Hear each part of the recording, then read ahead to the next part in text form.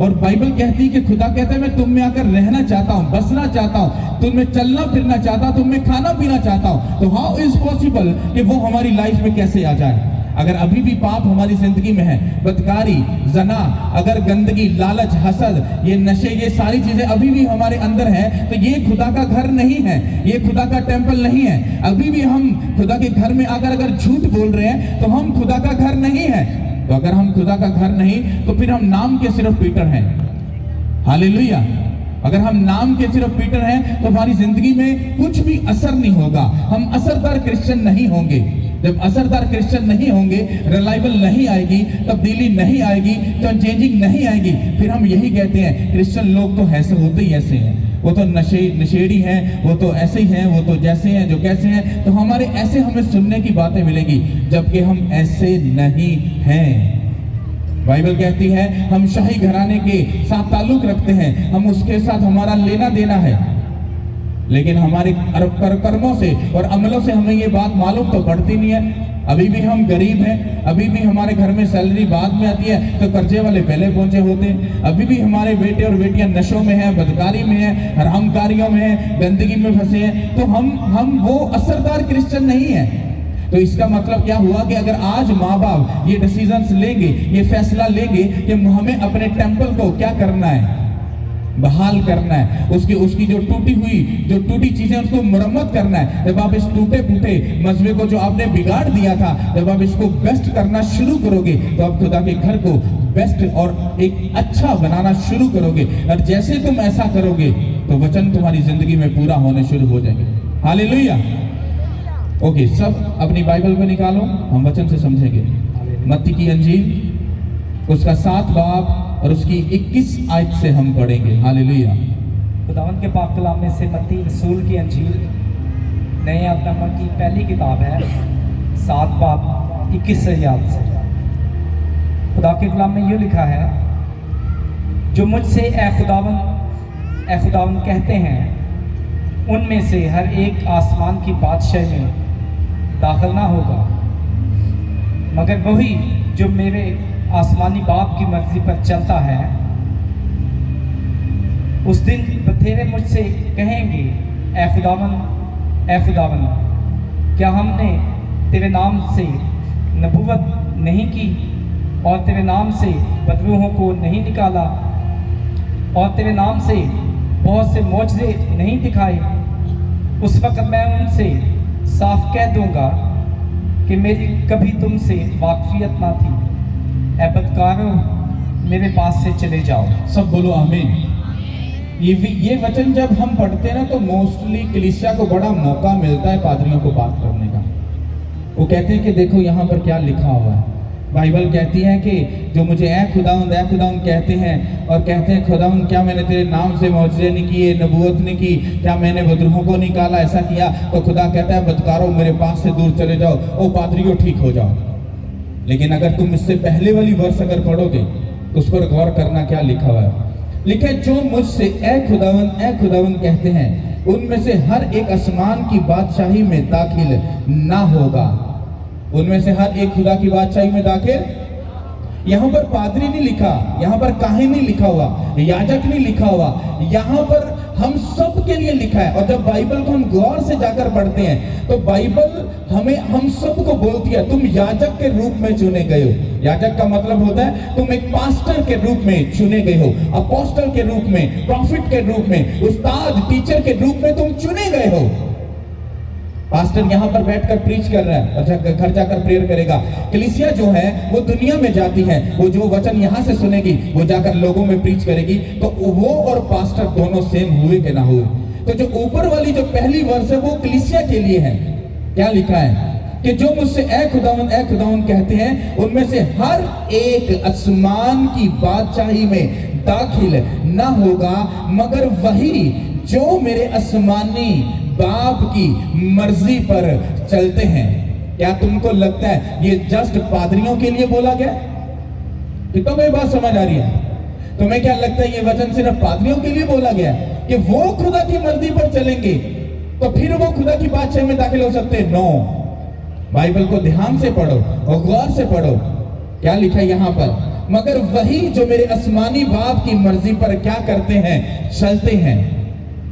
अब मान लो आप लोगों ने मसबा बनाया, मसबा तो बना लिया, अब तुम प्रेयर भी कर रहे हो, फास्टिंग भी कर रहे हो, बाइबल भी पढ़ रहे हो, तुम गुनाह से भी दूर, अपनी टाइट भी पे कर रहे हो, लेकिन जिंदगी में अभी भी कुछ चल नहीं रहा, कुछ चेंज नहीं हो रहा, कुछ बदल नहीं रहा। तो अब बारी आती है तुम्हारे अमल और तुम्हारे कर्म की। हालेलुया। जब तुम खुदा बाप की मर्जी को जब तुम पूरा करते हो, तभी तुम उसकी बादशाही में दाखिल हो सकते हो। अब ये खाली पास्टर की बात नहीं है, चलो मान लो पास्टर की बात है, चलो मान लो मैंने तो ये वचन को पूरा कर लिया, तो अब आप कहां पे जाओगे? तो ये वचन आप पर भी लागू होता है। कहना मगर वही जो मेरे आसमानी बाप की मर्जी को पूरा करते हैं, उसकी मर्जी पर चलते हैं। तो अब ये बात डिपेंड करती है कि जब आप लोग इस टेंपल को नया बना रहे हो, अच्छा बना रहे हो, साफ सुथरा कर रहे हो, घर कर रहे हो, तो उस टेंपल का प्रूफ चाहिए। जब आप एक प्रॉपर्टी खरीदते हो तो कोई बंदा अगर वहां पर कब्जा करेगा तो आप बोलोगे भाई साहब ये मैंने खरीद लिया, ये मेरा घर है। वो कहेगा ये कैसे पॉसिबल है, हमें प्रूफ दे। आप रजिस्ट्री निकालते हो, आप बोलते हो भाई साहब ये देखो, वो कहता ओके हाँ तू सच्चा है, तेरे पास प्रॉपर्टी के कागजात कंप्लीट है, रजिस्ट्री है, तो इसलिए मैं पीछे हट रहा हूं। इसी तरह से ये बदन जो खुदा ने अपने लहू से खरीद लिया है, अब यीशु मसीह जब इसमें आकर रहना चाहते हैं तो आपको इस घर को जब पाक और साफ बनाना है। और जब शैतान को आप बोलते हो अरे ये यीशु का घर है, वो कहता है हाउ इज पॉसिबल, ये कैसे पॉसिबल है? अरे तू मेरे साथ वो बैठ कर नशे करता था, मेरे साथ बैठ कर तू बदकारी करता था, मेरे साथ बैठ के तू टिप्पणियां करता था, मेरे साथ बैठ के तू गंदे काम करता था, अब तू कैसे बोल सकता है कि यीशु का घर है? तो जब आप बाइबल पढ़ते होगे आपको मालूम होगा कि वचन में लिखा है कि उसने हमें अपने लहू से खरीद लिया है। अब हम अपने नहीं बल्कि उसके हैं। बाइबल कहती है कि तुम खुदा का मकदस हो, तुम खुदा का घर हो। शैतान कहेगा तेरे अमल और कर्म तो मुझे ये बताते नहीं है। तो आपके जो अमल और कर्म है वो आपकी रजिस्ट्री है, वो आपके डॉक्यूमेंट्स है जो शैतान पहले चेक करता है। आज बहुत से पास्टर बदनाम हैं, आज बहुत सी कलीसिया भी बदनाम है। क्यों? वो उनके अमल और जो कर्म है वो रॉन्ग है। एक बंदा दूर से शराब पीकर अगर आ रहा है तो लोग क्या कहते हैं? एक कंफर्म ये 100% ये बंदा जो है ये क्रिश्चियन ही होगा। तुम्हारे अमलों ने और तुम्हारे कर्मों ने बता दिया। बेसिकली वो तुम्हारे माथे के ऊपर तुम्हारी रजिस्ट्री लगी हुई है कि he is a wrong person. ये मसीह के नाम को अब क्या लगा रहा है? कलंक लगा रहा है। कितनों को समझ आ रही है? कहता जो मेरे आसमानी बाप की मर्जी को पूरा करते हैं, उस पर चलते हैं, वही बादशाही में दाखिल होंगे। हर एक नहीं हो सकता। इसका मतलब क्या हुआ कि जब आप अपने अमलों को, कर्मों को जब आप बेहतर करोगे, वो कैसे करोगे? मान लो अगर आप खुदा की प्रेजेंस में जाते हो तो खुदा से पूछेगा तूने जमीन पर मेरे लिए क्या किया, तो क्या जवाब दोगे? मैंने बहुत प्रेयर की। तो जब प्रेयर करते हो तो प्रेयर तो आपके अपने के लिए, फायदे के लिए है। आप खुदा के लिए प्रेयर नहीं कर सकते हो। प्रेयर आप अपने लिए करते हो, लोगों के लिए करते हो। प्रेयर आप खुदा के लिए नहीं कर सकते हो। बोला कि मैंने बड़ी फास्टिंग की है, तो फास्टिंग में भी हमारे मोस्टली लोगों का अपना ही पर्पस और अपना ही मकसद होता है। बाइबल पढ़ते हो तो तुम खुदा को जानते और समझते हो। जब गुनाह से दूर रहते हो तुम अपनी रूह को, अपनी सोल को बचाते हो। जब तुम टाइट पे करते हो तो तुम अपने खुदा से तुम बरकत को ले लेते हो। तो खुदा के लिए तुमने क्या किया? आपको मालूम है ये सवाल क्या है? ये सवाल ये है, खुदा ये पूछना चाह रहा है कि तूने जमीन पर रहकर कितनी रूहों को बचाया है। खुदा यीशु मसीह ने क्या बोला था? उस आखिरी बात क्या बोली थी जाते हुए? उसने कहा जाओ और सब कौमों को शागिर्द बनाओ, उनको बाप और बेटे रूह कुदस के नाम से बपतिस्म दो। मतलब के सब गिरे हुओं को, कुचले हुओं को, पापियों को उसको मेरे पास ले आओ, ताकि मैं उन सबको धो सकूं, उनको पाक साफ कर सकूं, ताकि जब मैं लेने आऊं तो सब लोग रेडी हो। कितनों को बात समझ आ रही? अब उसने कहा जाओ और जाकर सब कौमों को शागिर्द बनाओ। तो ये खुदावंद की इंस्ट्रक्शन है। अब चलो इस मर्जी पर, चलो उसकी मर्जी पर, पूरा करो इस बात को, और फिर तुम हेवन को जाकर टेस्ट करोगे। तुम उस जहां को वहां पर जाकर रहोगे और तुम खुदा के बड़े बड़े कामों को भी देखोगे यीशु के नाम के वसीला से। हालेलुया। और आगे क्या लिखा है? उस दिन बथेरे मुझसे कहेंगे ऐ खुदावंद क्या हमने तेरे नाम से नबूवत नहीं की और तेरे नाम से बदरूहों को नहीं निकाला और तेरे नाम से बहुत से मोज़े नहीं दिखाए? उस वक्त मैं उनसे साफ कह दूंगा कि मेरी कभी तुमसे वाकिफियत ना थी। ऐ बदकारो, मेरे पास से क्या करो, दूर चले जाओ। ध्यान से सुनना इसको, इसकी डीप बात क्या है। बाइबल ये कह रही है और खुदावंद यीशु मसीह एक बात समझाना चाहे। कहता है सोच लो, चलो मान लो ये मैं पास्टर से ही बात कर रहा हूं। कहता है अगर मैं पास्टर को नहीं छोड़ रहा तो फिर कलीसिया का क्या हाल होने वाला। समझ आ रही कि नहीं आ रही? तो यहां पर अगर आप ये बात बोलते कि सारी जिम्मेदारी पास्टर्स की है, एक पास्टर मेहनत करता है, ऊपर जाता है, लेवल पे जाता है, बाद में टिप्पणियां करने वाले खड़े हो जाते हैं। हाँ, वो उंगलियां उठाने वाले खड़े थे। अरे पास्टर को खुदा ने इतना ब्लेस किया, ये लोगों की मदद क्यों नहीं करते? हाँ, अरे भाई साहब, तुम्हारी अकल क्या घास चरने गई है? जिस लोगों की तुम मदद करने के लिए बोल रहे हो, पहले उनकी लाइफ को जाकर चेक करो, क्या वो यीशु मसीह के पीछे चल रहे हैं कि नहीं, उसकी मर्जी को पूरा कर रहे हैं कि नहीं, उसके हुक्मों को मान रहे हैं कि नहीं। एक शराबी, एक नशेड़ी, एक ज़नाकार उठता है और जाकर पास्टर को प्रीच करता है और उसको गाइड करता है तुझे कैसे खिदमत करनी चाहिए। ये नॉनसेंस है, ये शर्मिंदगी है। इसलिए जब मैं यहां पर स्टार्ट हुआ था तो मैंने खुदावन से ये ताकत मांगी थी कि खुदावन, लोग तो पास्टरों का बड़ा बुरा हाल करते हैं। कहता डोंट वेरी, मैं तुझे हेवनली विजडम दूंगा, कभी तेरे सामने कोई खड़ा ना होने पाएगा। अगर मुझे कोई आकर सिखाएगा पास्टर जी आपको ऐसा करना चाहिए, ऐसे चलना चाहिए, इस तरह से चलना चाहिए, तो मैं कहूंगा भाई साहब आपकी एडवाइस बहुत अच्छी है, गॉड ब्लेस यू, खुदा आपको बरकत दे। बट जब मैं खुदा के साथ 7 घंटे 8 घंटे बैठता हूं ना, ऊपर से फास्टिंग होती है, बाइबल पढ़ के जब टाइम स्पेंड करता हूं तो यीशु मसीह बात करते हैं।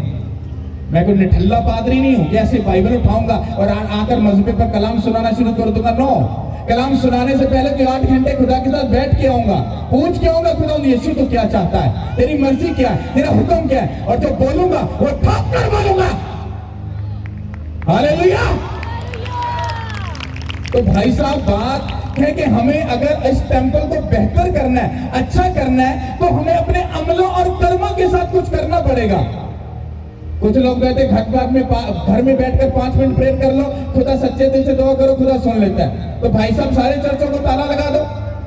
हाँ, पास्टरों को जाकर कहीं जाकर देशन काला देकर या तो गोली मार दो या खत्म कर दो या समुद्र में फेंक दो, या पास्टरों को बोलो पादरी सब खत्म कर दो सब कुछ। क्या जरूरत है किसी में इतनी? कर सकता है?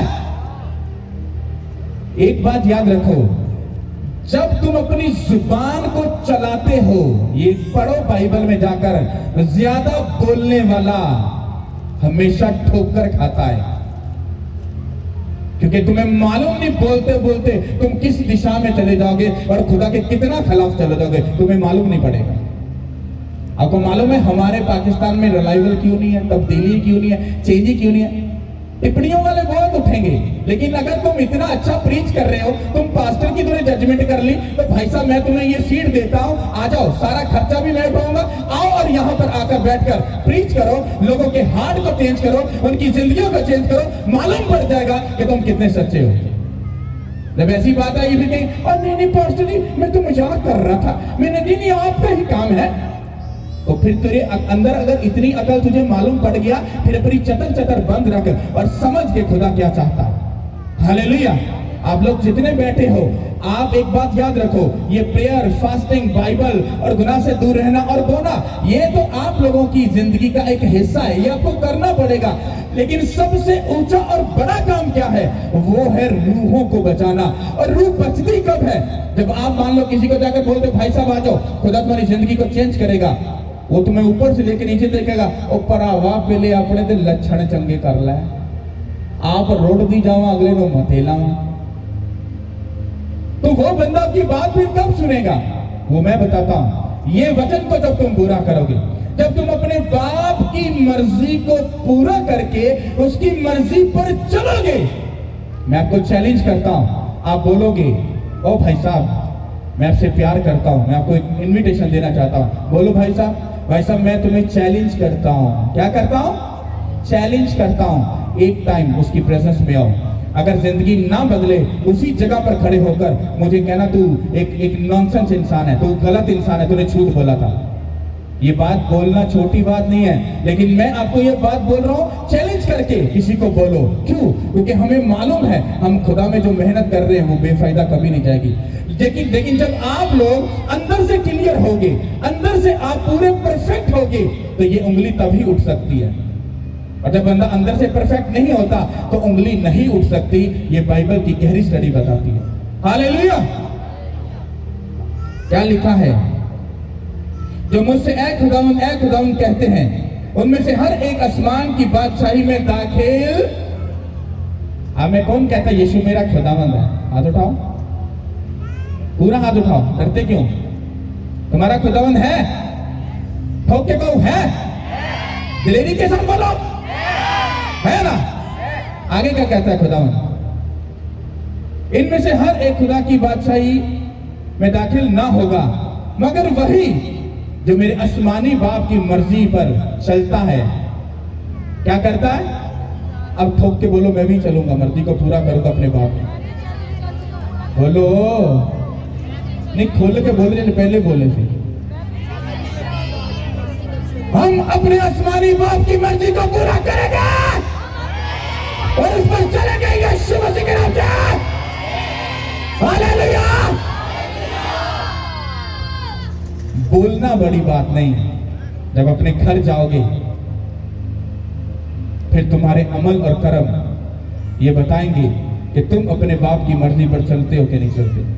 तुम्हारे बाप की मर्जी, तुम झूठ मत बोलो तो मालूम पड़ जाएगा तुम झूठ बोलते कि नहीं। तुम्हारे बाप की मर्जी तुम नशा ना तो करो तो ना बेचो, तो मालूम पड़ जाएगा तुम ऐसा करते हो कि नहीं। तुम्हारे बाप की मर्जी कि तुम किसी की बेटी पर बुरी नजर ना रख, ये मालूम पड़ जाएगा जब तुम घर जाओगे कि नहीं, घर जाओगे। हालेलुया। उसकी ये मर्जी है कि कोई भी गंदा काम तेरी जिंदगी में ना हो, ये मालूम पड़ेगा जब तुम अपने घर में जाओगे कि तुम चलते हो कि नहीं चलते। तो यही बात मैं बताना चाह रहा हूं कि कहना आसान है, उस पे चलना डिफिकल्ट और मुश्किल है। लेकिन जब तुम चलने का इरादा कर लेते हो तो तुम फिर जीतते भी हो यीशु के नाम से। हालेलुया। आगे बढ़ेंगे हम 24 आयत से। बस जो कोई मेरी ये बातें सुनता और उन पर अमल करता है वो उस अक्लमंद आदमी की मानी ठहरेगा जिसने चट्टान पर अपना घर बनाया। आमीन। सब बोलो आमीन। ध्यान से सुनो। पर जो कोई मेरी बातें सुनता और उन पर क्या करता है? तुम क्या कर रहे हो? क्या कर रहे हो? मैंने इशारा भी दिया।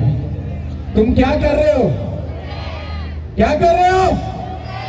लिखा है बस जो कोई मेरी बातें सुनता, मैं तो सुना रहा हूं, और फिर उस पर अमल करता है। अब तुम्हारी बारी है। हालेलुया। जो कोई सुनता और फिर उस पर अमल करता है वो उस अक्लमंद आदमी की माने ठहरेगा जिसने चट्टान पर अपना घर बनाया। कौन सा घर? फिजिकल घर? नो, ये वाला घर। कहां बनाया? यीशु मसीह क्या है? क्या है? तुम यीशु मसीह में आकर तुम उस चट्टान पर अपना घर बनाओगे और तुम अक्लमंद हो तो बनेगा। मैंने आपको बताया था कि अगर तुम नमक लफ्ज को, अगर जिस ओरिजिनल बाइबल जिस कंडीशन में लिखी गई अब्रानी और यूनानी में, यहां पर जाकर जब नमक लफ्ज को जब तुम पढ़ते हो तो नमक का मतलब क्या है? समझदार। और बाइबल कहती है कि अगर नमक का मजा जाता रहा तो नमक किस काम का? इसको हम पढ़ेंगे। अगर समझदार बंदे की अकल समझदारी जाती रही तो वो बंदा किस काम का? इसी तरह पर यहां पे लिखा है, लिखा है बस जो कोई मेरी बातें सुनता और उस पर अमल करता है। क्योंकि जैसे ही आप हर एक गुनाह के ऊपर गालिब आकर अपने खुदा के साथ जिंदगी गुजारना शुरू करते हो, प्रेयर, फास्टिंग, बाइबल, ये चीजें शुरू करते हो, फिर अपने अमलों और कर्मों के साथ फिर आप रूहों को बचाने का जब काम करते हो तो आप अपना ये घर उस चट्टान पर यीशु मसीह पर बना रहे हो। अगर शैतान तुम में गिराने आएगा, तूफान, आंधी और पानी की तरह तुम पर अगर चढ़ेगा, वो शर्मिंदा हो जाएगा यीशु के नाम से। जो बीमारी तुम्हारी जिंदगी में आकर अगर आ रही है वो यीशु को देखकर भाग जाएगी। अगर कोई नशा, हरामकारी, लालच, गंदगी तुम्हारी जिंदगी में अगर आएगी वो तुम्हारे यीशु को देखकर भाग जाएगी, यीशु के नाम के वसीला से। और अगर तुम्हारा ये घर अगर यीशु मसीह की चट्टान पर नहीं बना है तो आगे क्या लिखा है?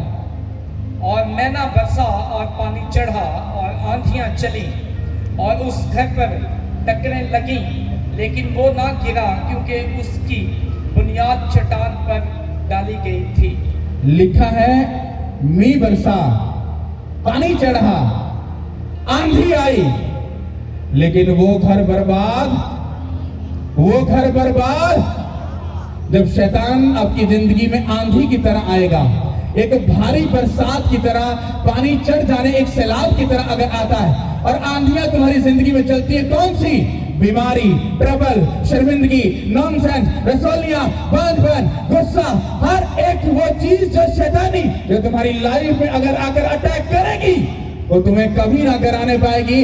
अगर ये घर उस शैतान पर बना हुआ है तुम कभी शर्मिंदा ना होगे यीशु के नाम के वसीला से।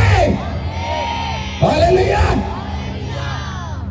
और आगे क्या लिखा है? और जो कोई मेरी ये बातें सुनता है और उन पर अमल नहीं करता वो उस बेवकूफ आदमी की मानी ठहरेगा जिसने अपना घर रेत पर बनाया और मैना बरसा और पानी चढ़ा और आंधियां चली और उस घर को सदमा पहुंचाया और वो गिर गया और बिल्कुल बर्बाद हो गया।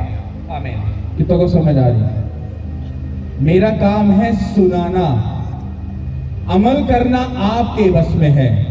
अगर आप यहां से सुनकर जाकर अभी भी आप प्रेयर, फास्टिंग को, बाइबल को टाइम नहीं दे रहे, फिर अपने उसी पुरानी संगतियों में, फिर नशों में, झूठ, लालच, हर एक गंदगी में आप फिर इन्वॉल्व हो रहे हो, तो अगर आपने खुदा की आवाज को सुनकर उस पर अमल नहीं किया तो भाई साहब जिंदा तो आप हो।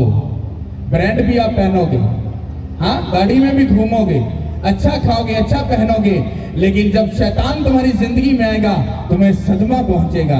क्या हुआ? हाँ, मुझे शुगर हो गई। हाँ, क्या हुआ? मुझे कैंसर हो गया। क्या हुआ? मुझे ट्यूमर बन गया कैंसर का। क्या हुआ? मेरी किडनी फेल हो गई। अरे क्या हुआ? तुम्हें सदमे पहुंचते हैं और फिर एक टाइम ऐसा आता है वही बीमारी तुम्हें खा जाती है, तुम्हें निकल जाती है और वो घर तबाह हो जाता है। समझ आ रही कि नहीं आ रही? यीशु मसीह पर, उसकी चट्टान पर घर बनाने का मकसद क्या है? उसकी मर्जी को पूरा करना, उसके हुक्मों पर चलना।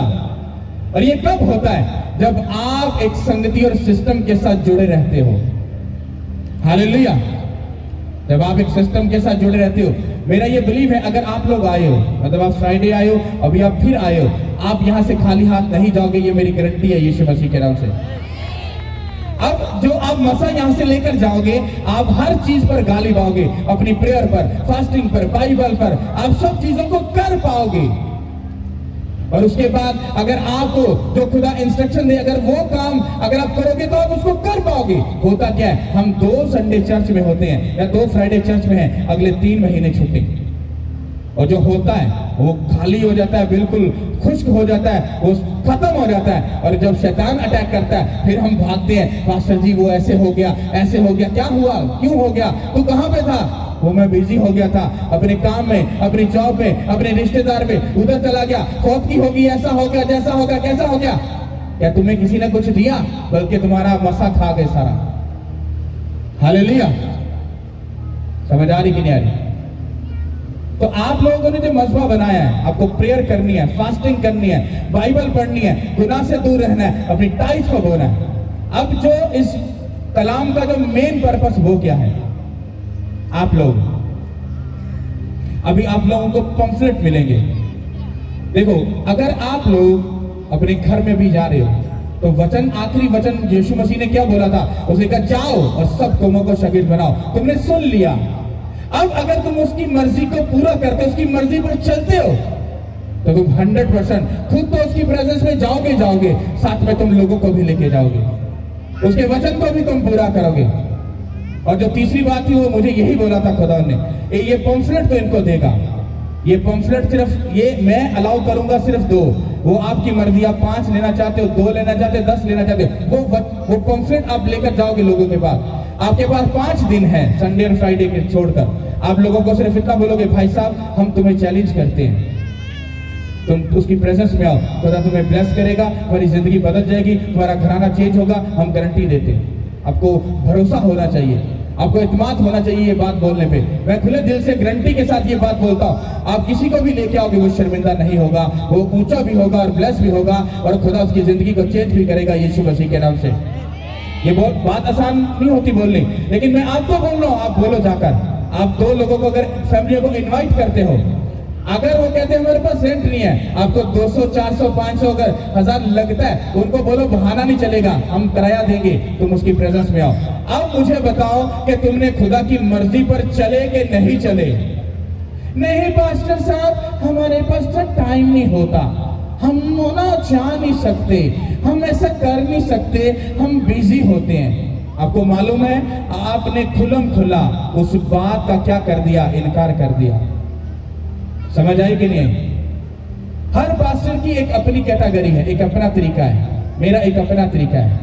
मैंने ये सीखा है, मैं जितना ज्यादा खुदा के साथ टाइम स्पेंड करूंगा, मैं उतना ज्यादा आपके लिए बाई से बरकत बनूंगा। मैं जितना ज्यादा आपके साथ रहूंगा, मैं खाली हो जाऊंगा, आप मेरी भी बरकत खा जाओगे। और एक टाइम ऐसा आएगा जब मैं खाली हो जाऊंगा, आपको मुझसे कुछ नहीं मिलेगा, फिर आप मुझे धुतकार कर छोड़कर फिर चले जाओगे। क्यों? क्योंकि अंदर रहा ही कुछ नहीं, क्योंकि सारा मसा तो वो ले लिया आप लोगों ने। तो कहने का मतलब यह है कि मैं प्रेयर में जाकर अपना काम करूंगा, खुदा से मिन्नत करूंगा, खुदा से बात करूंगा, खुदा की मर्जी को चलकर उसके मसा को लूंगा, ताकि तुम्हारे लिए भाई से बरकत हो। और होगा क्या कि जब तुम आओगे और किसी की गारंटी उठाकर आओगे, मैं तुमसे वादा करता हूं, वो जो ले हैंड होगा या उसके लिए प्रेयर होगी, वो बसा भी होगा, ब्लेस भी होगा, हील भी होगा, चंगा भी होगा, बचाया भी जाएगा। और किसका किंगडम बढ़ेगा? खुदा का। और जब खुदावन, आपको मालूम है आखिरी टाइम चल रहा है, और खुदावन जब आएंगे हम सबको लेने के लिए, तो जब आपने अपने इस घर को पाक और साफ रखा होगा, यीशु मसीह आसानी से आपको अपने पास बुला सकते हैं। कितनों को बात समझ आ रही है? Hallelujah, hallelujah. एक बात आपको मैं बताता हूं तजर्बे के तौर पर। मुझे 12 साल हो गए, चर्च पीक लेवल पे गया है। ये यहां से कलीसिया वो गेट तक पहुंच गई, बड़ी हाई क्लास का लेवल, टेस्टिमनी, सब कुछ। कभी अप डाउन, कब डाउन। ऐसा क्यों होता था? मैंने कभी खुदा से क्वेश्चन आंसर नहीं किया, खुदा मुझे ऐसा क्यों होता है? मैं करता ही नहीं क्वेश्चन आंसर, क्योंकि मैंने सीखा है अपने फादर से, उसकी प्रेजेंस में जब जाओ उसको तंग मत करो, उसको डिस्टर्ब मत करो। नो क्वेश्चन नो आंसर, जो चाहता है बस उसको पूरा करके आगे बढ़ते जाओ। God time is the best time, Yeshu Masih के नाम से। हालेलुया।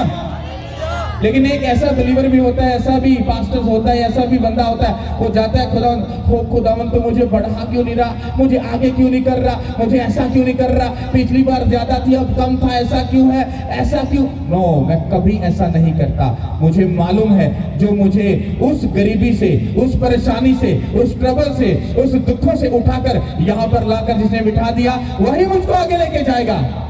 मैंने पढ़ा है बाइबल को, खुदा ने अपनी बने इस्राएल कौम को गुलामी से उठाया था। वो 400 साल की गुलामी में थे, वो भूल चुके थे। उनकी आंखों के सामने समंदर 2 हिस्से हुआ, उनकी आंखों के सामने चट्टान को चीरकर पानी को निकाला, उनकी आंखों के सामने बियाबान में खुदा ने उनको सिर किया। ये उनको बताने का मकसद था कि मैंने अगर तुम्हें वहां से निकाला, मैंने तुम्हारी जरूरतों को पूरा किया, आगे भी तुम्हें मैं ही लेके जाऊंगा। लेकिन वो जो इंसानी अकल थी वो शैतानी बन गई, और वही मूसा के साथ, उसके मैन ऑफ गॉड के साथ कुड़कुड़ाते थे, लड़ते थे। ओए मूसा, तू क्या, तुझे मालूम नहीं पड़ता, तू हमें यहाँ पर मारने के लिए ले आया? और खुदा को गुस्सा चढ़ता था, ये मेरे मैन ऑफ गॉड के साथ लड़ते क्यों है? मैं आपको क्यों बता रहा हूं कि कलीसिया ये बात समझो, टिप्पणी करना बंद करो उंगली उठाना बंद करो, किसी के खिलाफ बोलना बंद करो, क्योंकि जितना तुम किसी के खिलाफ बोलते हो उतनी ही लानतों का वो तो पहाड़ होता है तुम अपने बच्चों पर लागू कर देते हो, और फिर तुम्हें मालूम नहीं पड़ता, खुद तो हम मर जाते हैं सब। हाँ, तो फिर हमारे बच्चे जो यीशु मसीह को मानते तो हैं पर आगे नहीं बढ़ पाते, उनको मालूम नहीं होता हमारी जिंदगी में चल क्या रहा है। उनको मालूम बेचारों को क्या पड़ेगा, हमारे बाप का हमारी माँ का मुंह जो है वो अपना तो था ही नहीं, उनको आदत ही टिप्पणी करने की, और आगे से लफ्ज क्या बोलते हैं, भाई मैं तो बड़ा खरा बंदा, मैं तो सच्ची गल मुंह से करना पा मैं किसी ने पेड़ी लगे। जो बंदा ये बात बोलता है ना वो सबसे बड़ा बंदा रॉन्ग होता है। तुम्हारी छोटी सी होशियारी जो है वो किसी को ठोकर दिला सकती है। तुमने रूह को बचाना है, उसको ठोकर नहीं दिलानी। अगर कोई छोटा पास्टर है, अगर उस बेचारे को कम अभी नॉलेज है, तुम अपनी नॉलेज जो तुम्हारे पास है वो तुम्हारी है, उस पर मत थोपो। अगर उसको कोई जवाब नहीं आता तो तुम उसको मत मारो। हो सकता है तुम्हारी वो बात सुनकर वो दिल पर ले जाए, वो दुखी हो जाए, उसके बाद वो खिदमत छोड़ दे। तो कितनी बड़ी नॉनसेंस है तुम्हारे लिए कि तुम्हारी वजह से एक पास्टर ने खुदा उनको साथ चलना छोड़ दिया। उसका खमियाजा तो वो पास्टर भी भुगतेगा कि उसने एक इंसान की बात को सुनकर उसने खुदा को छोड़ दिया।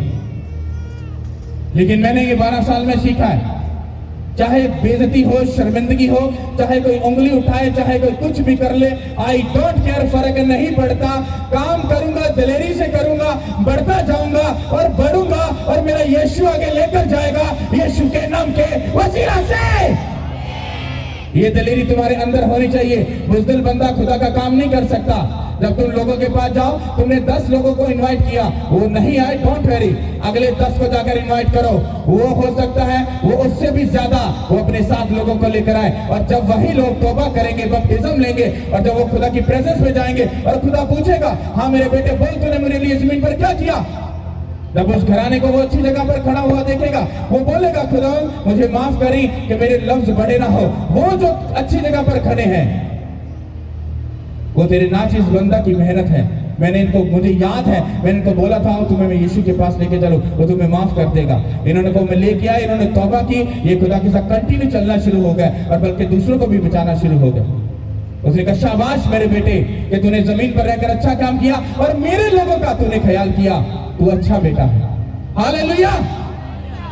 बजाय किसी को टिप्पणी करके, तुम्हारे पास नॉलेज है तो भाई साहब वो तुम्हारे लिए, किसी पर मत थोपो। हमारा सिर्फ काम इतना है, हमें सिर्फ एक रूह को पकड़ा है, उसको खुदा की प्रेजेंस में लेके आना है। हालेलुया। अगर मेरे पास कोई नॉलेज है या कोई बरकत है तो मैं फड़े नहीं मारता, ना ही मुझे मारने की जरूरत है। मैं अपना काम करता हूँ, चुपचाप रहता हूँ, लोगों में कम जाता हूँ, पास्टर्स में कम जाता हूँ। वजह इसका रीजन ये है कि मैं अपने खुदा के साथ बिजी रहता हूँ। मैं कम सुनता हूँ। क्या करता हूँ? कम सुनता हूँ, और मैं वही बात बोलता हूँ जो खुदा मुझे कहता है। जब मैं कम बात सुनता हूँ तो इसका मतलब क्या है? जब मैं कम सुनता हूँ तो इसका मतलब है मैं दुनिया के कम झमेलों को सुनता हूँ। कितनों को समझ आ रही है? अभी तुम प्रेयर हुई, अभी तुम अपने घर में जाते हो, 5 रिश्तेदार इकट्ठे हुए, अब बैठ गए, हो अप्पा जी की हाल है, अप्पा जी चर्च गया जी, बड़ा मजा, बड़ी बरकत मिली। एक शैतान विच बोलेगा, ओ भाई जी घरे बह के 5 मिनट दुआ कर लो, खुदा सुन लेंदा है। बढ़ गया शैतान अंदर विच। अब वो निक्की छोटी सी जो बात है ना, वो वायरस फेंकेगी, वो 100% वो काम करेगी, और वो क्या होगा, वही फैमिली दिल आजारी करेगी। हाय बात तो भाई साहब अच्छे कर रहे हैं, अब इसके वाइट वाले झूठ तो नहीं ना बोल रहा, हो सकता है हमें गलत हो गया, मतलब लग गया हो, तो ठीक है हम एक संडे चले जाएंगे और 2 संडे हम घर ही रहेंगे।